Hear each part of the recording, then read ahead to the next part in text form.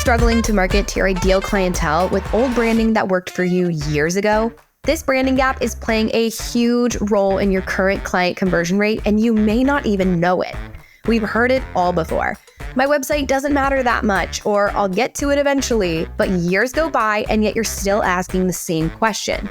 Why am I still working the same weddings at the same price point with no growth?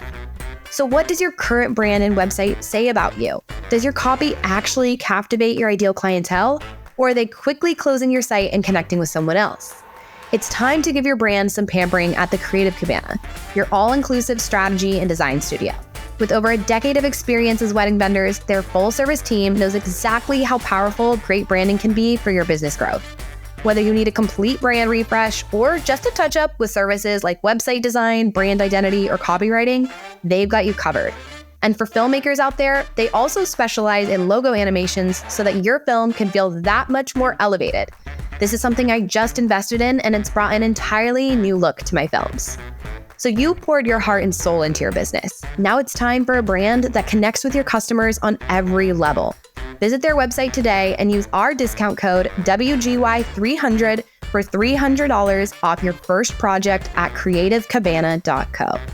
Welcome to the We Got You podcast, a network curated for wedding photographers and filmmakers that dives deep into the strategies and tactics to transitioning a side hustle in the wedding industry into a full-time, thriving career.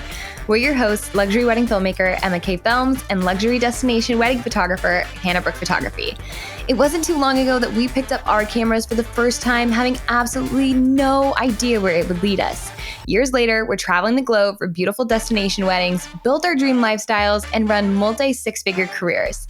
It didn't happen overnight and it wasn't easy, but it is attainable and so worth it. And we're ready to teach you our strategies. Covering a variety of topics from both our first-hand experiences and reputable guest speakers' insights crucial for business growth, we're exploring the art of marketing within your niche, discussing effective ways to attract and retain clients, leverage social media, and build a strong online presence, and so much more. We're not shying away from talking through the challenges of the wedding industry and offering realistic solutions to navigate them successfully. We emphasize the importance of networking, establishing meaningful relationships with clients, and continuously honing one's craft to stand out in a competitive market. This is the We Got You podcast.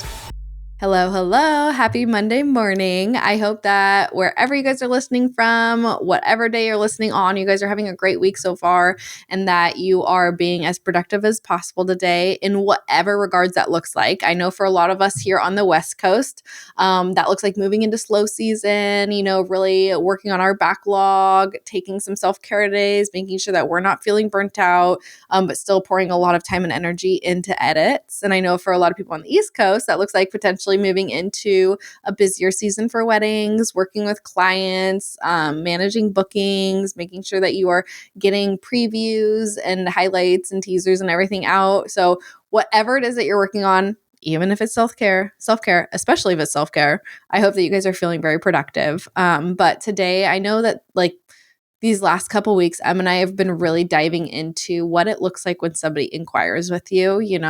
What are your responses? When should you be responding? How about your pricing guides when you're sending that over? What that looks like, what you're pricing at, really how to land those inquiries. So today I just really wanted to dive in to when somebody inquires with you. And, we've got our contact form set up. We've got all the information that we need from them. We have our website so that they can walk through our website and learn more about us and answer those questions before they were asked them. What do we do when they don't follow those step-by-step building blocks that we've set out for them? What happens when they forego the whole website in general and they reach out via Instagram DM? What do you do then? This beautiful contact form and website and curation and copywriting and everything that we have poured our, time into to make sure that our process is flawless and has a way of guiding our clients through this journey to then be able to contact us. What do we do when that's not there anymore and they're reaching out via DM? I honestly think that this could potentially be a hot topic when it comes to the wedding industry, because I know that there are several people who have a very specific way of dealing with Instagram DMs, whether that's from a potential client, a couple, a planner, whatever that looks like, or Facebook messages. I know that people have specific boundaries, I guess I should say, set up in their businesses where they do the same thing every single time. And honestly, I think we're just going to dive into that a little bit. We're going to talk about a few things to maybe try to avoid and some things that you should really make sure that you are doing when somebody's reaching out via an Instagram DM. Because again, everyone has a different take on it, but there are specific ways that we can convert that potential client into a paying client. And there are absolutely responses that you can give or even not give, which we'll dive into, that could turn them away and make them never want to work with you. So it really does matter how you're responding, because remember last 2 weeks ago, I did an episode that was all about how you're supposed to respond to an inquiry and basically reasons that people might be ghosting you or might not be following through after your inquiry, and like what you need to make sure that you're changing. And we talked a lot about the importance of having that first touch point with your client or potential client. When they're reaching out to start that conversation, that is the first time you're having that touch point of you guys are feeding information back and forth, talking back and forth, connecting back and forth. It's no longer, here's all of my artwork, here's my curated feed, here's my copywriting. Now we're having a conversation. How can I continue this conversation, keep them interested, and make them want to have this kind of relationship for their wedding day? And so how we're interacting with other couples matters significantly, especially that first response. And I know that a lot of people would rather people only use contact forms on their website, but at the same time, if a dream client reaches out via Instagram DM, a lot of the same rules apply when it comes to how you're responding to them. First of all, I just want to say meet them where they're at. There have been potential clients that have reached out to me that became paying clients that had massive budgets, that were, wanting to book me, that were ready to book me, that were really excited about me just via Instagram. And then there's also been people that have reached out via Instagram DMs that know absolutely nothing about my work and probably have never looked at my website, and honestly, sometimes aren't even following me. And so it's really hard to kind of pick and choose, who am I going to respond to? So walk in with the mindset of that whoever is reaching out to you, meet them where they're at. Don't push them away. Don't force them to go to your website. Really just meet them where they're at this Instagram DM, and respond to them, connect with them and everything. I think that there's 3 big things that people do wrong when it comes to having an inquiry via an Instagram DM. The first one being just sending them a link to your contact form. I know a lot of people will send over, because again, we've poured our time, heart, energy, everything into creating a contact form that will get us the information that we need for potential clients, that will get us the information we need to create a pricing guide. And so they think, I've curated this, I've made this perfect, I've made this a very smooth, client user-friendly contact page. I will link it and send it to this inquiry via DM. And I genuinely think a lot of people also will put with a response, or my hope is that if you are sending a link to your contact form, you're also saying like, hey, oh my gosh, I would love to know more about your wedding day. Here's a link to my inquiry form. The beautiful thing about this is that you're creating that connection via a personal message and wanting to learn more about their wedding day and sending them somewhere where you can get that information. However, I think what a lot of us miss is that you're not meeting them where they are at. You're taking that away instead of, oh, let's chat, let's talk, let's hop on a call. You know what? Let's have that conversation here now. Instead, you're saying, go somewhere else, go do something else. I need you to do something else. You're asking more from them when genuinely you should be starting that connection right away. This is not the space to be like, well, I need you to go do this, or like, how about you do XYZ? They are reaching out to you and they want to build that connection here now. And so take that advantage, take that opportunity. When you're ushering them over to your inquiry form, it just gives off the vibe of impersonal, even if you're sending a nice message, even if you're excited about their wedding day. Regardless, you're creating an impersonal feeling for that potential buyer, and there's really no effort for the connection piece. While you're like, no, but I want to know more about you, I'll connect in a couple of days when they finally fill out that form. That's not what that client is looking for. They want that connection now. So meet them where they're at. Check in with them, ask them those questions that you would typically find on your inquiry form. Because I will be the first one to say you should be building an inquiry form that you can get all of the information off of that to build a pricing guide and be able to have it be appropriate for that wedding day. Now, obviously, if they're reaching out over DM, you don't know all those information. You don't know the venue. You don't know how many hours they need. They're not going to be telling you all these details of how they met and everything. So make that the conversation piece. Say, hey, I would love to create a personalized pricing guide for you guys, but I'd just love to get a few more details from you. Like, I'm so excited about your wedding day. Like, where are you guys having it? Have you picked out a venue yet? I know that's such a big decision.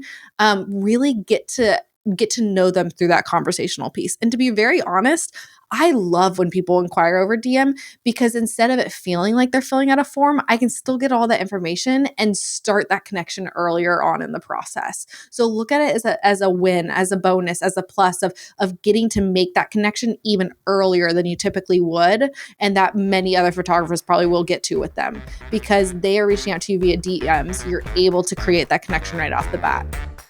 Are you tired of taking on the entire editing workload yourself?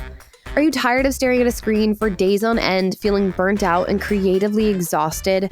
Maybe you've been searching for an editing company for months now, but you can't seem to find one that can truly mimic the high-end quality of films you're looking for to deliver to your clients. If this sounds like you, we couldn't be more excited to introduce to you our friends at Wonderlust Videos. Wonderlust Videos is a post-production service for wedding filmmakers with over 10 years of experience and has served over 700 clients to date. Their full team specializes in seamless and high-quality editing for wedding filmmakers who need to take the workload off their shoulders and trust someone to create a high-end edit. As you know, we're incredibly picky about the partners we work with and the tools and resources we recommend to other photographers and filmmakers.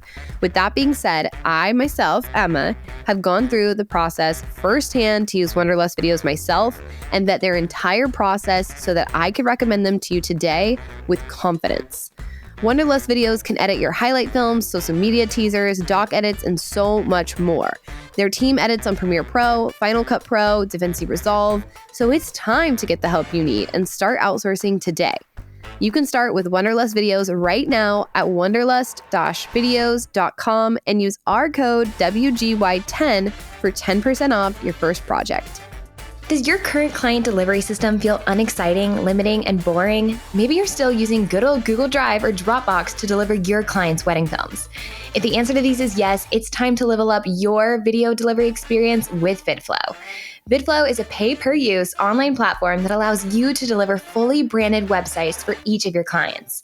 While being incredibly affordable, VidFlow is accessible on mobile, desktop, and smart TVs with included long-term hosting so that your clients can truly enjoy the entire experience when receiving their wedding films.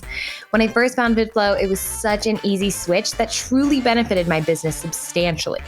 With so many incredible features and options for customization and personalization, VidFlow continues to wow my clients time and time again. You can find VidFlow on Instagram or visit their website at vidflow.co.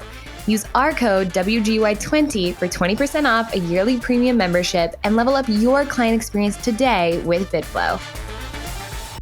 Another thing that I see a lot of photographers and videographers doing is just completely ignoring their DMs. Basically ghosting the inquiry and waiting and hoping that they find your form on your website or whatnot. Here's the thing. I think a reason that people do this is because they think, well, it's not my ideal client if they're just reaching out over Instagram DM. Obviously, they haven't looked at my work. They probably aren't my ideal client. They're just price shopping. When in all reality, again, they've never done this before. They're just looking for someone who can meet them where they're at, someone that they can trust and that can guide them through this process. Again, this just gives you that opportunity to get to do that earlier on in the process. On top of that, they see you posting. They know that you're active. They know that you're online. And so a lot of times if you're going to ghost, the chances of them actually finding your contact form are very slim because they are already feeling that they are not important, that they're just another date on your calendar. So the chances that they actually take the time then to invest in you are going to be slim because you have not taken the time to invest in them.